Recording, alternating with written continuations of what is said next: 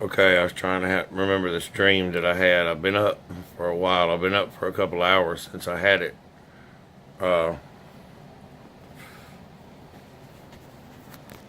so, what time it is right now is um, it's 5 something in the morning on February the 28th. My papa's birthday, 2019. He would have been 106 years old today. He died 43 years old today. He died on his birthday. Anyway, I was trying to remember this dream. Uh, it's weird. Like part of it was a using dream, and I hadn't had a using dream in a long time. I think sometimes when I have a using dream, what it is like when I inhale the smoke in the dream. What it is I'm having sleep apnea, like in real life, laying in the bed. So just warning about that. I think like what happened was okay. This is the dream. The dream started out. We were in Hattiesburg, Mississippi. Me and some two guys I didn't know were uh, and down on the Market Street area of Hattiesburg, Mississippi, and that was where my granddaddy's barbershop was. So I mentioned that to them. I was like, "Hey, let's go look." So like I went back there and looked, and somehow I said something about we were looking for it on the back, like on the back side of it. And I looked, and there was like a triangle, like somebody had put a roof over it, like almost like a tarp or like a felt like roof on it. It was green and like it looked like a triangle. I said, "See that triangle right there, guys? Like that's my granddaddy's um where my granddaddy's barbershop is." So we went over to it and like I looked in and it looked, like it looked almost like inhabited or something weird. So like I opened the door and it was the back door to it. It was unlocked. So like the back area, which was the back of the shop, walked in. It kind of looked the same as the last time I was in it, which was like 30 years ago. So then opened the door that led into the barbershop area, and I looked, and there was like a bed, and I looked like there's a bed in here, and I got a little further in the room, and saw there was another bed, and there was somebody sleeping in it. And when I saw that, like they turned over and like saw me and started running after me, and I took off running, and like I was like, "Y'all come on!" Like we started running, and then we got back out on the street behind the barbershop, and there was like a cop car, like one of those cop Explorer SUVs. So I said, I figured those cops saw what just happened, so I'm going to just go tell them who I am, tell them that that's my granddad's shop. So like I walked up the little hill to where the Explorer was parked, and there were these like undercover cops like laying on these couches that were like just out in the field behind the barbershop. And I was like, "Hey y'all, I'm actually that was my granddad's barbershop. I'm Kendall Johnson." Like, and this one black guy recognized me. He said, "I remember when you was a little boy. Do you remember when your granddaddy brought you by?" And he named the guy's name. And I said, "Yeah."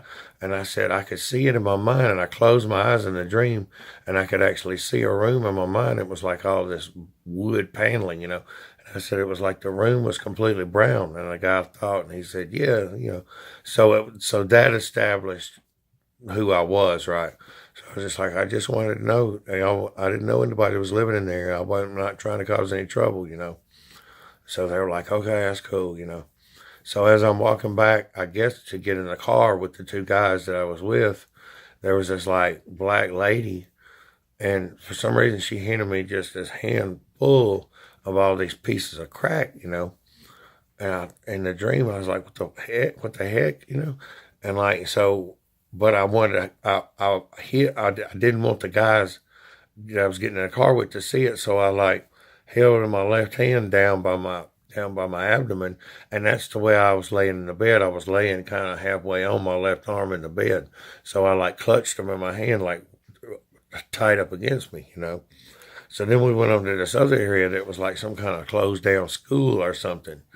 and there was like, I just thought like people watch anybody that's watching this probably like, man, Kendall remembers a lot of detail from his dreams. Well, I do. I've always have. I was trained to like analyze and remember my dreams. And so anyway, so we get to this area that's like this like broke down school or something like this, the abandoned school, but there were people in it. They were taking showers and, there was like a bustle of activity. And I was trying to find out somewhere like to hide the crack. And at the same time, I noticed that there was some kind of a pipe in my hand. So I put a couple of pieces of the crack in the pipe and took a lighter and lighted it up. I mean, I heated it up to where it'd make smoke, and I inhaled some of it. And like, this is something I wouldn't do in real life, but for some reason, my mind. Anyway, the analysis is after I tell the dream. So I inhaled the crack smoke, one deep inhale, and just held it and held it and held it. And that's where I think that actually laying in the bed, I was having sleep apnea, holding my breath, I blow it out, and after that, I'm high. Well, it's like my oxygen dropped a little bit in real life, so that's probably why I felt high in the dream. So, I did that. So now I've got the pieces of crack in my hand and something to do with the pipe. So then, like, somebody walks up and wants to start talking to me. I'm trying to hide all this from them, and so I thought, where am I going to put this? So this is bizarre, this next part. So I started asking somebody, "Can you have a piece of paper?" I was thinking if I just had a white piece of paper, I could like put the pieces of crack in it and kind of crumble it up and put it in my pocket, right? Nobody had a piece of paper, but somebody handed me something that's like this weird little creature that I don't even think exists in the mammal. It was a mammal, right? Kind of, but I don't even think this type of creature exists on Earth. But it was really vivid in the dream, this little creature, and it was like paralyzed kind of. It wasn't moving, but it was alive because it was warm. And that's why I think it was a mammal. It was warm, and it was female. It had all these teats on it, like a dog. But mostly what it looked like was like a wingless bat. It kind of looked like. And it had it was clutching these little young ones, and the young ones didn't look anything like it. They looked like some type of mammalian snail or something. So like I put the pieces of crack against the thing's chest, and immediately the little ones came and ate them, right? So it's like, in my mind, it was like, okay, well, the pieces of crack are safe. They're like down in the stomachs of these little things. So I clutched the thing up against me almost like a baby, but it was small, like it was the size of a bat. I clutched it up against me, just like where I'd had the pieces of crack up against my left arm, up against my abdomen, And and then it was like, what happened next? There was another part of it. It was like, somehow I started. I didn't want, like, at the school, for some reason there were cops also at the school, and I didn't want to get caught with it. It's like, it wasn't, I mean, in my mind, it wasn't worth anything to get caught with it. So like I started trying to get rid of find a place to put down the little things. People kept coming to me, talking to me, so I couldn't just like put down, they'd be like, what's that? So I didn't want to make it obvious, but at the same time, as I was walking from person to person, I was like putting a little thing down, and then I put the pipe down, and then I got rid of it, and then I got out of there. So like, somehow, if there's analysis of the dream, the crack in the dream doesn't represent me wanting to smoke crack. Crack in the dream represents some type of danger, And like, I think the danger, what's like there's some kind of danger going on in my life. I think a lot of it might have to do with a certain person that seems like they're hanging around me. They just constantly want to hang around me, and, for some reason, like, this person keeps wanting to hang around me, and I don't really want to hang around them. Something like, and there's an element to the person that's kind of dangerous because they are somebody that uses drugs, and like, I don't want to associate with somebody at all other than just a kind of cursory relationship, like to kind of help them with, hey, this is what life can be like off of the drugs, So I don't want to get like really entrenched in a person's life that's still like in that world, the drug world. So that's part of it.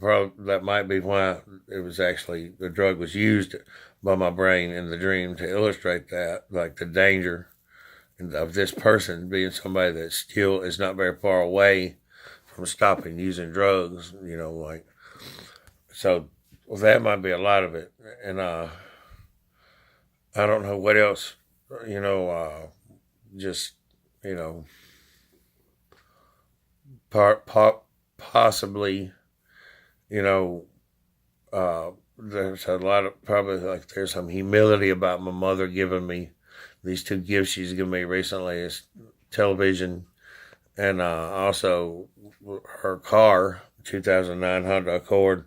It's almost like, how do I describe this? How it could be, that could be manifested in the dream. It's like maybe, be this track being this big secret and, like secretly wanting in the dream world, of secretly, having this treasure, that I'm trying to hide from everybody.